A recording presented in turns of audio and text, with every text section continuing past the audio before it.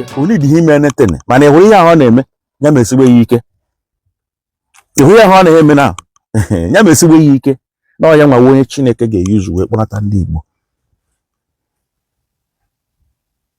ịhụ ihe ọ na-eme ha nchanye ya na n'Igbo ndị pastọ ndị ọzọ ka m na-ayọ biko ndị ọzọ wụ ndị na-egwuchakwa anyị wayo kwa ịmọgo ndị na-ewe arenji ma gịnị biko gbaa mbọ merie mana o nwere ihe ọzọ m chọrọ ịgwụ ya na ihe ekwu a ya kpachapụ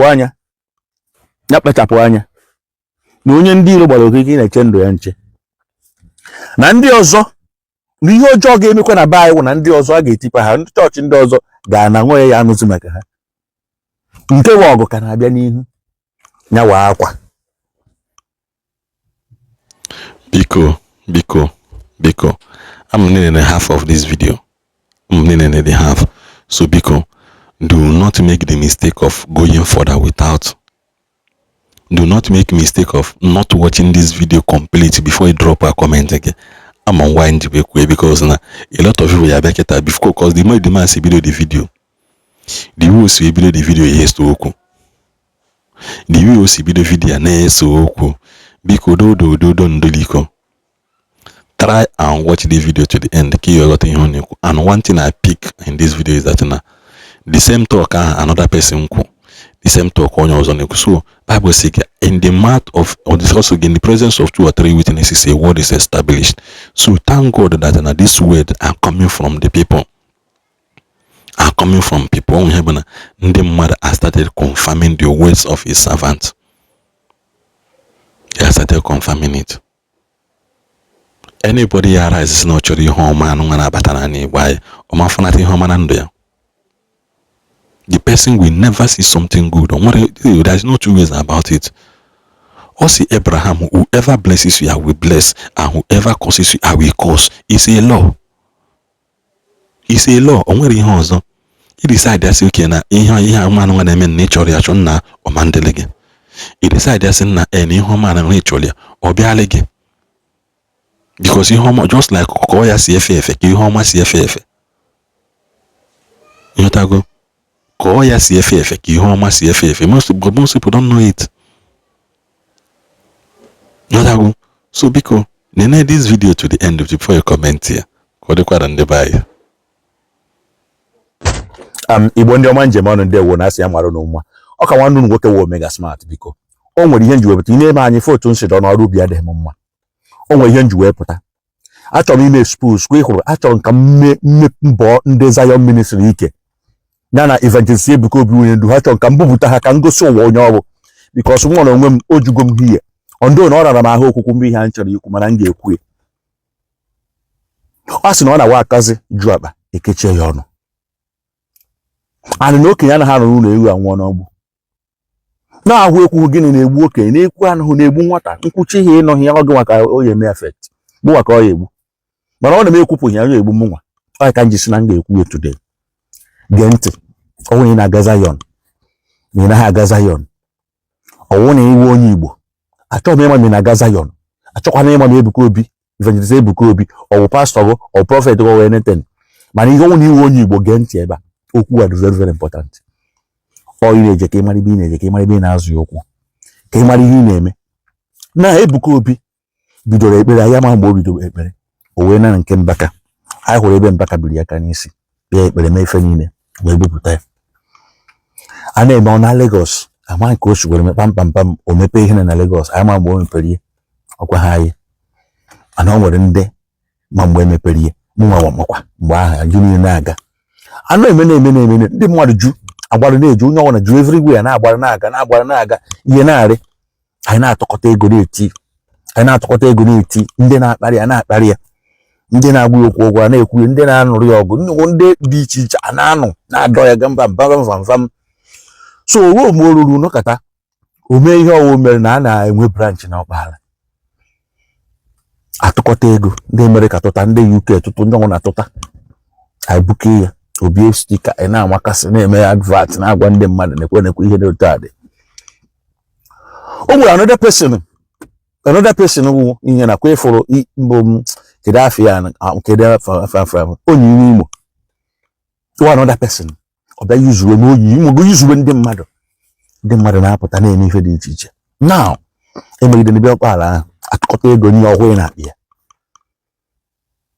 Amaghị ịghọta ihe m na-ekwu. Atụta the whole money o werie fọị na-akpị ya che na ya amahụ ọ bịaga n'azụ ya nwa ọ na-arụ ihe ọ na-arụ ọrụ nke ọ na-achọ ndị ọ na-aghọrị ọ na-arụ nke ọrụ nke ọ na-arụkọsị ihe niile arụ building ma ebe a na-azụ ndị ara ma ebe a na-agwọ ndị isi ma ebe a na-agwọ n'ụwa niile hospital ma school everything na-arụ ya. Tasị anyị na ọ ya ahụ headquarter na ya ahụ n'ala Igbo. Onye nọ Lagos si na headquarter na ahụ n'ala Igbo. Anyị gba ya nkịtị ọ na-eme filie na ya na-aghọrị ya ihe mana taa m ga-ebo gị ike. Na abịa na je na Lagos je na Abuja ndị be arụcha unu na-akụchụsị unu na ahụ a na-akụrụ nke edowe na akụrụ nke edowe na akụrụ plaza edowe na akụrụ ihe niile goya na o wee wuru na Ebuka Obi na onwe ya amaghị ihe Chineke chọrọ iji wee rụọ. Ndị nwere onwe ya na-agba mbọ ka o ji wuru mmadụ mara nwa ihe Chineke chọrọ iji rụọ na Chineke si mgbe ya si ala taa n'ọ ya nwa onye ya agbanata ndị Igbo ndị ana Igbo na onye dị iji ọnụ ya kwụ ya onye dị ime netene mana ịhụrụ ihe ahụ ọ na-eme ya mesigbe ya ike.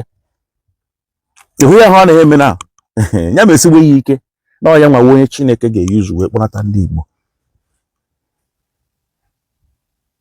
Ịhụ ihe ọ na-eme ha nchanye ya nọ n'ala Igbo. Ndị pastọ ndị ọzọ ka m na-ayọ biko ndị ọzọ wụ ndị na-egwuchakwa anyị wayo kwa ịmụgo ndị na-ewe arenji ma gịnị biko gbaa mbọ merie. Mana o nwere ihe ọzọ m chọrọ ịgwụ ya na ihe ekwu a ya kpachapụ anya na onye ndị iro gbara okike na-eche ndụ ya nche na ndị ọzọ na ihe ọjọọ ga-emekwa na be anyị wụ na ndị ọzọ a ga-etipa ha ndị chọọchị ndị ọzọ ga-ana nwe ya anụzi maka ha.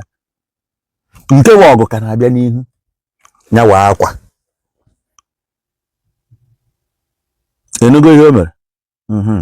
Chineke chọrọ iyuzu ya wee sị ndị Igbo gaa nlaghachinụ na Chineke kwere unu na nkwa. Gaa mezie ebe unu gaa develop unu do unu. Akụ nọ na mba dịka ebe enwe nọ n'elu a na-ekwu ọya ọnụ ịkwụ ụgwọ ihe jide enwe nwe ya ụdọ n'ukwu. Nya ka Ebuka Obi jide enwe na ọ na ha amụ ya nwa ụdọ n'ukwu ịnụ ya ụdọ n'ukwu iwe kwụ ụgwọ enwe. Akụ nọ na mba nwere ka ọ dị mana gbaka ya tụrụ na Chineke na-eyuzu Ebuka Obi wee na-adrọpụ akpụkachi ndị Igbo back. Ana Igbo ahụ wee sekuriti dị anaghị anụ unu ana ka kradu ha ụta nere obi na-ejekwa ha chọrọ ihe ịma. Ha achọghị ịma ma na-eburu mmadụ n'ụzọ. Ha chọrọ ịma ma na-eburu mmadụ n'ụzọ. Mmadụ si America gbaa flight si UK si Australia si obodo dị iche iche gbaa flight ebe babịa nọrị. Jehova sị m obi agwa gị na aka ya dị ike dị n'arụ gị n'ihe ọsọrọ onye iro ya mee na mmeri ibu nke gị ọmama macha eziokwu isi na Jerusalem nkwu okwu ya wee mezuo n'aka Banion. Jehova ịdị ebube. O were ndị ọkpara tihe na mapụ rapụkwa ụmụ nkwa ndị anụnwa agba ha akabeghị aka na-ekwu okwu. Oge niile anyị nidiri ha ka enwee ike na-promote ka ministry wee gather the permanent site. Kita ka the ministry na gather the permanent site. If you can't beat them, enjoy them. Onwe ihe ya eme ya ọ bụrụ fọt ya nyanwa amara na ọ ga-adị ụta ịjụọ ya ọmarọ and ọ maghị ihe Chineke na-achọ iji ewere mana ọ mana ya na-afụcha ncha ma nwere onwe m na-afụkara ya nwa ya ka nji na-asị ala anya Chineke sị ya ga ga akwadogo n'ihe niile na-eme dị anyị mma. Ị hụrụ ihe na-ebunata n'ala Igbo ọ dị anyị mma ị ga-afụdata na ndị Igbo ga-ana na ha adịghị ga-emecha achọwa anyị rapụ na a na-emegbu onwe na-emegbu gị ọ gị na-emegbu onwe gị ọ mistake anyị megoro mana Ojukwu gwara ya ya anọghị ya. Pụtara na ana Igbo mezie ana Igbo na-ekwu ekwu ịma notice ndị na-eburu mmadụ ịma notice ndị ara ha ihe notice ndị na-eme noise anọdụghị ike ma na-eme ife a na-eme notice ihe onye kwuru okwu ha mana ndị a ebe a mechicha ya eme ihe niile kụcha ike na-anawa. Akwa enugo ihe Ebuka Obi mere akwa enugo ya ama na onye enweghị data ihe esi n'isi mgbu ha gọrọ m iyi idowapụ ihe adịghị mma na ihe agba na gị data gị gbere data ya m na fonu jem dị nọmba ka m were gị data 1 month ka i were nwere aṅụrị gbara egwu one love ọka akwụ nwanne unu nwoke bụ onye Omega Smart na-ekwu ife nke mere jụọ oyi anaghị mbuni nwata na-ayọ eze